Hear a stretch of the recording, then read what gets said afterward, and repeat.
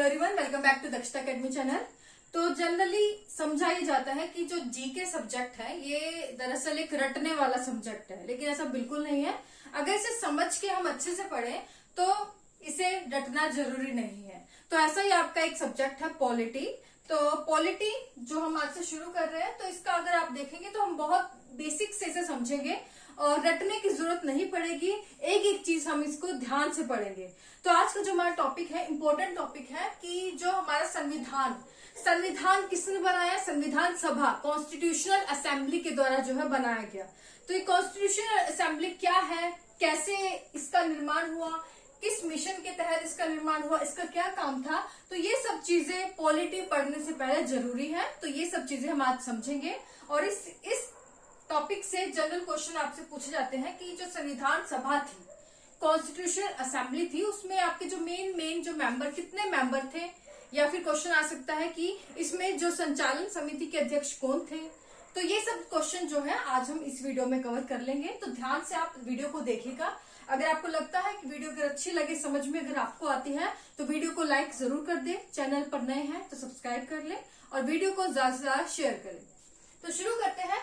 तो संविधान सभा यानी कि कॉन्स्टिट्यूशन असेंबली, तो संविधान सभा क्या थी कि वो सभा जिसने हमारा जो संविधान का निर्माण किया, ताकि एक जो यहाँ पर जो प्रशासन है, हमारा एडमिनिस्ट्रेशन है, उसे अच्छे से चलाया जा सके। इसका जो निर्माण है अगर देखें तो कैसे हुआ, तो ब्रिटिश सरकार के द्वारा जो है भारत में ब्रिटिश के द्वारा एक मिशन लाया गया 1946 में। कौन सा? Cabinet mission. कैबिनेट मिशन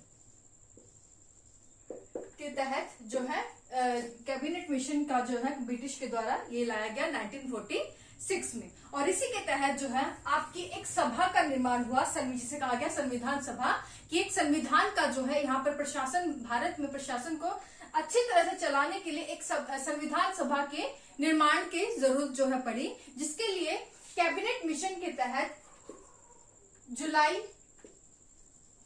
1946 में आपका क्या है, संविधान सभा या कॉन्स्टिट्यूशनल असेंबली का जो है निर्माण किया गया।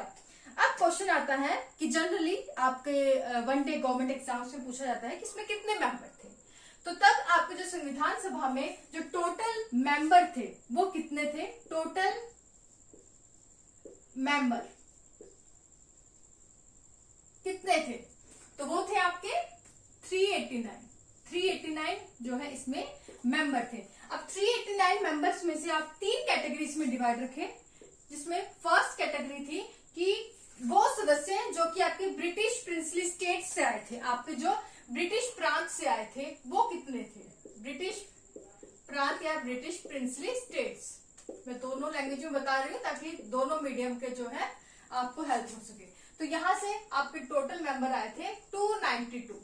तो 292 जो मेंबर्स थे आपके संविधान सभा में 389 में से, वो आपके ब्रिटिश प्रांत से आए थे। उसके बाद थी आपकी जो देशी रियासतें थी। कौन सी? देशी रियासतें थी।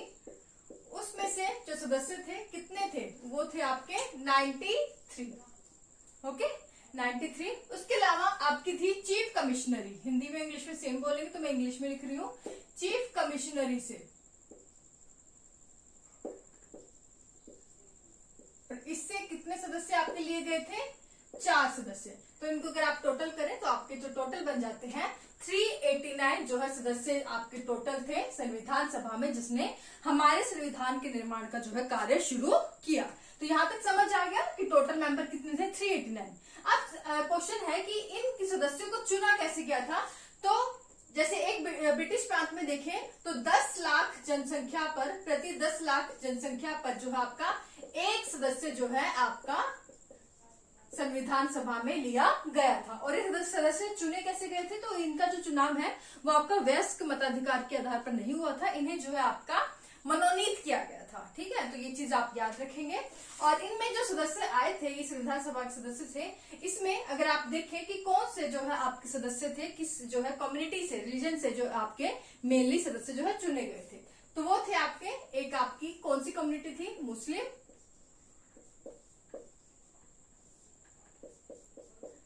मुस्लिम समुदाय से लिए गए थे, एक था आपका सिख समुदाय से आए थे, जहां से ये आए थे, और एक थे सामान्य यानी कि जनरल, जिसमें बाकी सब आ जाते। ओके,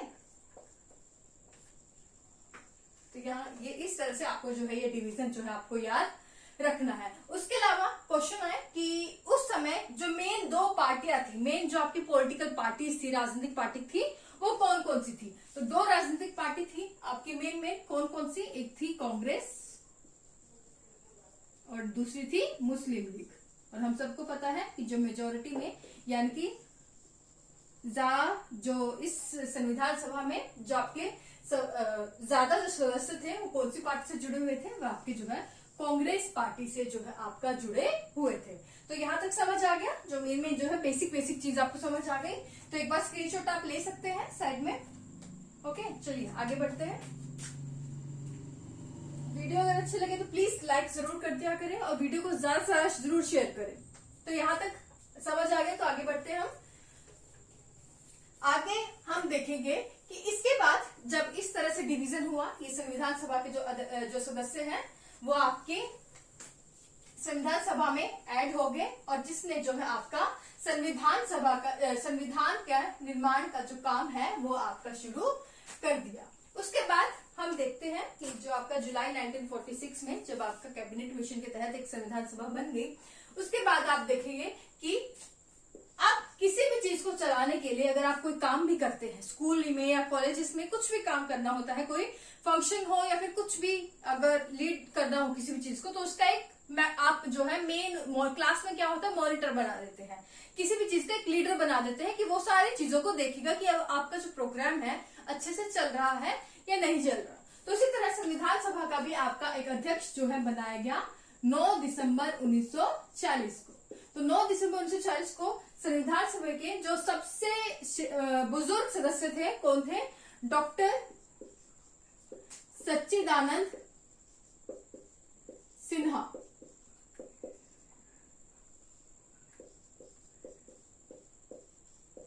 तो डॉक्टर सच्चिदानंद सिन्हा जो उस समय आपके संविधान सभा के सबसे जो है एज सदस्य थे, सबसे बुजुर्ग सदस्य थे, सबसे सीनियर थे, उनको संविधान सभा का अस्थायी अध्यक्ष चुना गया। कई बार क्वेश्चन आता है, तो याद रखें कि पहले जो अस्थायी अध्यक्ष थे संविधान सभा के अध्यक्ष कौन थे? पहले अध्यक्ष तो अगर बात करें, अस्थायी अध्यक्ष की बात करें, तो वो थे आपके डॉक्टर सच्चिदानंद सिन्हा।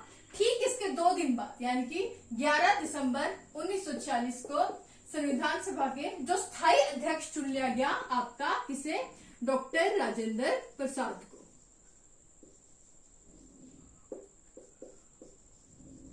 तो ये थे आपके संविधान सभा के स्थायी अध्यक्ष, प्रथम स्थायी अध्यक्ष।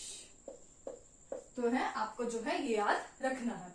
उसके बाद देखिए तो 13, ये 2 दिन का डिफरेंस है तो आप इसे याद रखिए, मैं बिल्कुल लाइन से लिख लो। 13 दिसंबर 1940 को जो है आपका क्या किया गया? नेहरू जी के द्वारा, जवाहरलाल नेहरू जी के द्वारा जो है एक उद्देश्य प्रस्ताव जो है रखा गया। संविधान सभा में एक उद्देश्य प्रस्ताव जो है रखा गया। क्या उद्देश्य प्रस्ताव? कि जो हमारा संविधान जो है कैसा होना चाहिए, किस तरह से जो है बनना चाहिए, उन्होंने एक जो है उद्देश्य प्रस्ताव रखा। और ये जो उद्देश्य प्रस्ताव था वो आपका बिल्कुल लाइन में अगर आप याद रखेंगे, लाइन में अगर समझेंगे इन चीजों को, तो आपको ध्यान में रहेगी। 2 दिन के इंतराल पे आपका काम चल रहा है। उद्देश्य प्रस्ताव जवाहरलाल नेहरू ने संविधान सभा में पेश किया 13 दिसंबर 1940 को। उस पर काफी विचार विमर्श हुआ, डिस्कशंस हुई। उसके बाद लगभग 1 महीने के बाद, 1 महीना पूरा भी नहीं हुआ था, हाँ 1 महीना पूरा हो गया था, 22 जनवरी 1947 को जो है ये जो उद्देश्य प्रस्ताव है वो आपका जो है पारित हो गया। कब हुआ? 22 जनवरी 1947 को जो है आपका उद्देश्य प्रस्ताव जो है आपका पारित हो गया। और यही जो उद्देश्य प्रस्ताव था, यहाँ पे लिख ले, यही जो उद्देश्य प्रस्ताव था आगे चलकर जब हमारा संविधान बना उसके जो फर्स्ट चैप्टर के रूप में आया, फर्स्ट चैप्टर के रूप में जिसे कहा गया कि हम जो है प्रस्तावना, प्रेम्बल कि हमारा जो संविधान का जो मेन पॉइंट क्या है, उसकी समरी जो है वो क्या है, कि कैसा हमारा संविधान होगा, कैसा हमारा संविधान है। तो ये उद्देश्य प्रस्ताव जो आगे प्रस्तावना के रूप में आया वो किसके द्वारा पेश किया गया था, जवाहरलाल नेहरू के द्वारा जो है पेश किया गया था। ओके, तो ये चीज आपको याद रखनी है कि उद्देश्य प्रस्ताव जवाहरलाल नेहरू जी के द्वारा पेश किया गया। अब जो है सलाहकारी समिति, अब हमारे जो संविधान में हम देखें कि टोटल जो है कितनी समितियां बनी, 13 समितियां जो है आपकी बनी। कितनी बन रही, 13 समितियां बनी। तो इन 13 समिति के जो अध्यक्ष है, जो मेन अध्यक्ष है, हमें याद होने चाहिए। तो इसमें अगर हम देखें कि संविधान सभा में जो सलाहकार समिति होगी, कि जो आपको सलाह देगी कि संविधान के बारे में हमें क्या क्या करना है संविधान बनाने में, तो सलाहकारी समिति के अध्यक्ष कौन थे, जो मेन आपको सलाह देंगे। सलाहकार समिति के अध्यक्ष तो कौन थे, वो थे आपके डॉक्टर बी.एन. राव। कौन थे, बी.एन. राव। तो ये जो है सलाहकार समिति के अध्यक्ष बन। अब आपकी जो संविधान सभा कैसे चलेगी, किस टाइम पर चलेगी, किस तरह से जो है इसमें काम होगा, यानी कि संचालन समिति के अध्यक्ष का ये काम होगा। तो संचालन समिति देखेगी कि जो है आपका जो संविधान है किस तरह से बनेगा, किस तरह से इसमें काम होगा। तो इस समिति के जो अध्यक्ष थे वो थे आपके, कौन थे, डॉक्टर राजेंद्र प्रसाद, जो कि आपके अध्यक्ष भी थे, राजेंद्र प्रसाद। ओके, तो अध्यक्ष होने के साथ साथ कि ये भी देखेंगे कि कैसे जो है आपका संविधान का जो है काम बनेगा। उसके बाद जो प्रांतीय समिति, जो स्टेट्स, जो प्रांतीय समिति के अध्यक्ष थे। अब प्रांतीय समिति के अध्यक्ष आप इससे अंदाजा लगा सकते हैं, इससे पता लगा सकते हैं कि हमें पता है कि जब भारत का देश का एकीकरण किया गया तो कई देशी रियासतों को, कई जो प्रांतों को जो एकजुट करने का काम किसने अपने हाथ में लिया था, वो लिया था आपका वल्लभ भाई पटेल ने। तो प्रांतीय समिति के अध्यक्ष उन्हें ही बनाया गया, आपको किसको, वल्लभ भाई पटेल को, वल्लभ भाई पटेल को। ओके, याद रखिए, इस तरह से आप पूरा लिख लें, ठीक है। तो ये हो गया प्रांतीय समिति के अध्यक्ष जो हो गए वल्लभ भाई जो है आपके पटेल हो गए। उसके बाद है संघ समिति के अध्यक्ष। संघ समिति के जो अध्यक्ष हैं वो किसे बनाए, तो संघ यानी कि जो संघ का अध्यक्ष होता है वो जो यानी कि उस समय जो आपके प्रधानमंत्री थे, और वो कौन थे, आपके जवाहरलाल नेहरू को जो है संघ समिति के जो है आपका अध्यक्ष जो है आपका बनाया गया। और सबसे लास्ट में है आपके, सबसे इंपॉर्टेंट है प्रारूप समिति। प्रारूप समिति इंपॉर्टेंट है, तो आपका जनरली लिखा जाता है इसे ड्राफ्टिंग कमेटी के जो अध्यक्ष है किसे बनाया गया, बहुत इंपॉर्टेंट है, क्वेश्चन आ चुका है। तो वो थे आपके डॉक्टर बी.आर. अम्बेडकर। तो इन्हें ड्राफ्टिंग कमेटी का अध्यक्ष जो है, प्रारूप समिति का अध्यक्ष बनाया गया। इस समिति में टोटल 7 जो है आपके मेंबर थे।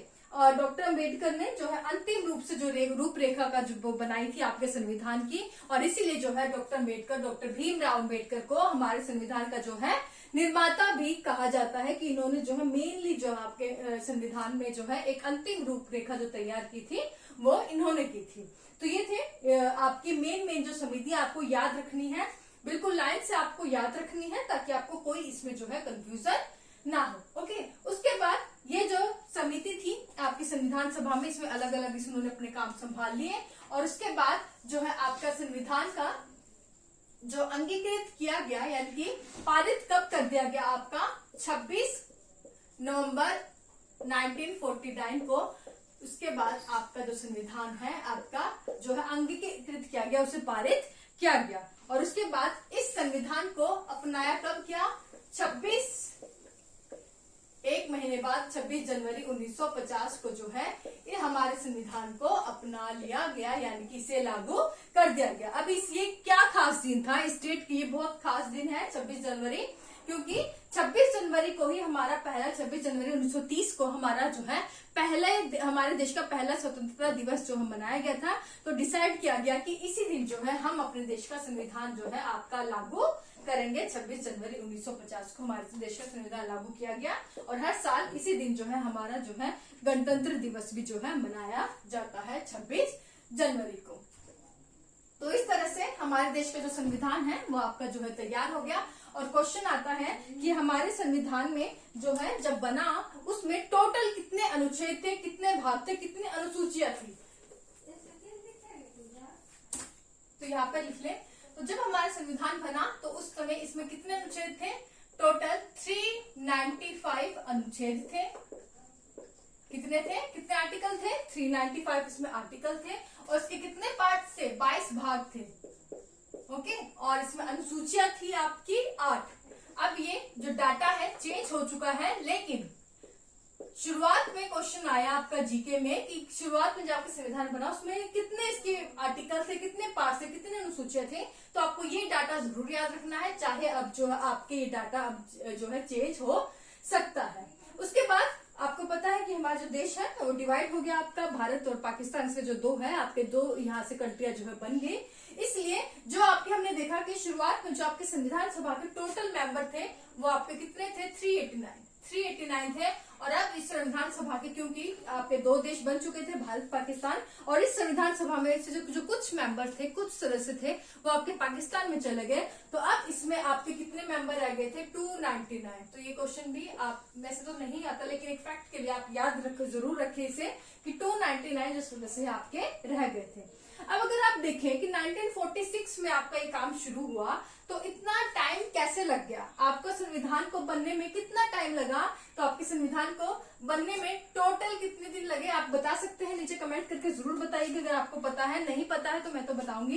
तो टोटल हमारे संविधान को ये अगर देखें, इन सबने यानी कि 13 समितियां टोटल बनी, 13 समितियां, और शुरुआत में 389 मेंबर्स थे जिन्होंने हमारे संविधान के निर्माण का काम शुरू किया। उसके बाद हमारा जो संविधान है वो बनकर आपका तैयार हुआ कितने दिनों में? तो टोटल 2 साल 11 महीने और 18 दिन। तो आप देखिए इतना लंबा समय जो है आपके संविधान को बनने में लगा। अब आप कहेंगे कि इतना टाइम क्यों लगा दिया? तो हमें पता है कि लगभग 200 साल तक जो है हमारा देश जो है गुलाम रहा। तो हम नहीं चाहते थे, हमारे संविधान सभा के मेंबर नहीं चाहते थे कि अब जो है हमारे देश को जो है ऐसी मुसीबत का आगे कभी भी सामना करना पड़े, और हम इस तरह से अपने संविधान को बनाए कि आगे से कोई भी जो भारी शक्ति हमारे देश पर हावी ना हो सके और जो हम अपने देश का जो प्रशासन है अच्छे से चला सके।